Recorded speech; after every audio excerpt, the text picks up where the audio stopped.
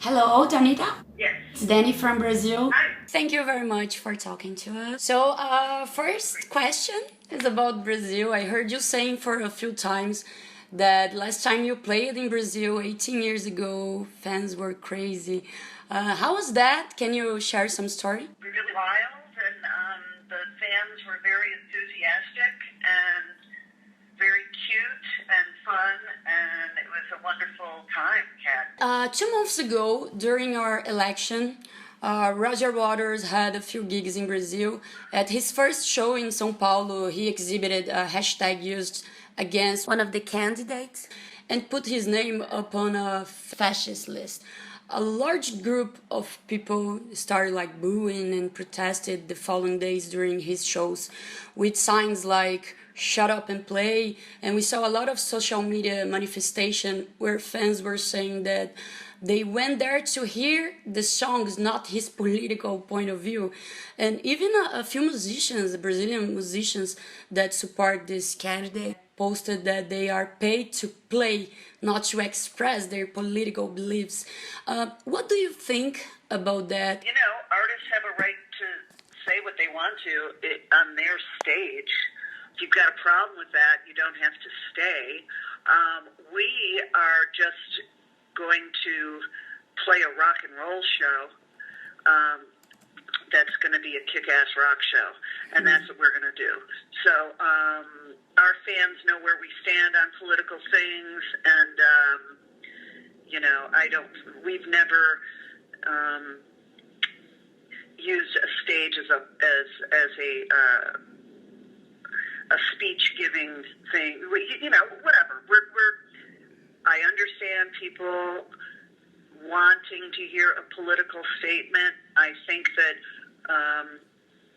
we are going to play a happy rock and roll show that people can get very angry with too, and be singing shitless very loudly with a smile on their face. We have plenty of anger anthems to express a person's feelings. Talking about women protagonism, do you see any change inside the rock environment? We're not that involved in the music industry. We can only speak from our own experience. Yeah.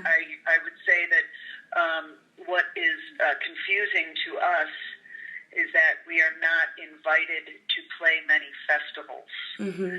So I hear from every journalist and every fan from Brazil that our concert with our friends in 1993 down there is still talked about to this day, and yet we have not been invited to play Lollapalooza down there. So that to me is a little confusing. Yes. I don't know what that reason is. I don't know if it's a female issue or a rock and roll issue or what the problem is, but that's been a little disappointing to us that we are not invited to play very many festivals, and that's around the world, so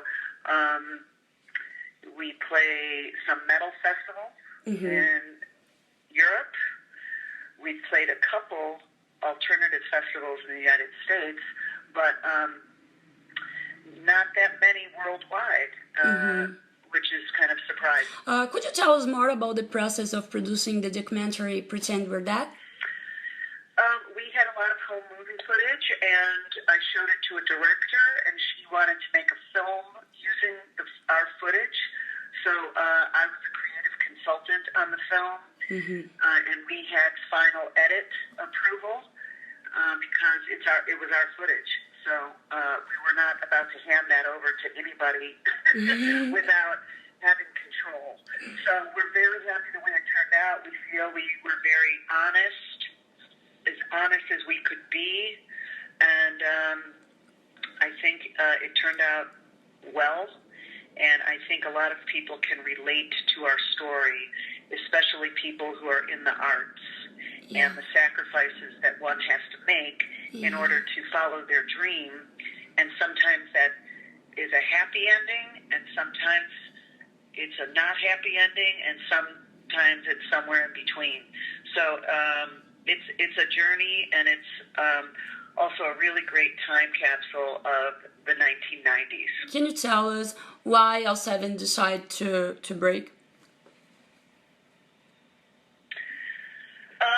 We had no money to keep going. We had no career, no other career, no other skills to support ourselves. It just fell apart. We had no manager. We had no record label. We had no money, and that is what happens when you can't support your band anymore. Yeah. Things have to, you know what I mean? Yeah. It's like saying, why did your restaurant close? It's like, well, because, there was no more money to support it. So, so that's why the band broke up.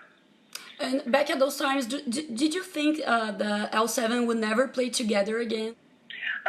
I did not think it would ever happen.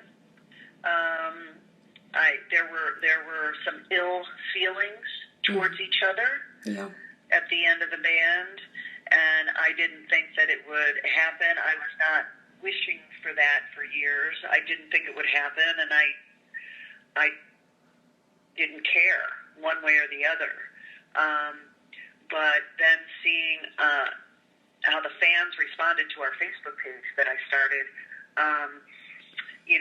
it seemed like, well, maybe some people need to see us, because I think that we were forgotten about, and I think that some young people maybe needed to see us,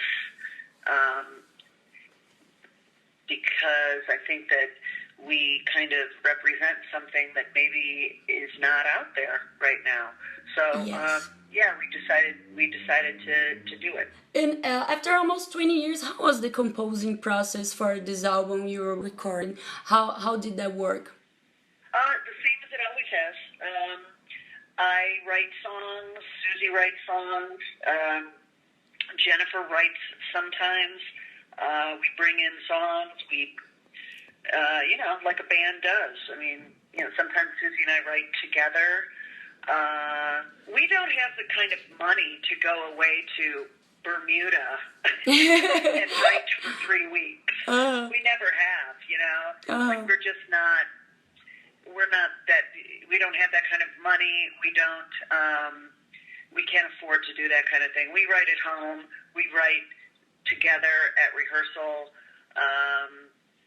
and then we come together and record it.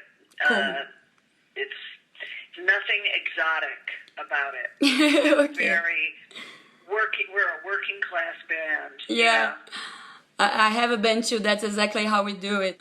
Yeah, no, there's nothing romantic. Yeah. There's no romance in the way that we write. It's very working class. Female collections, female stages, female festivals. What do you think about bands with girls on it being classified by their gender?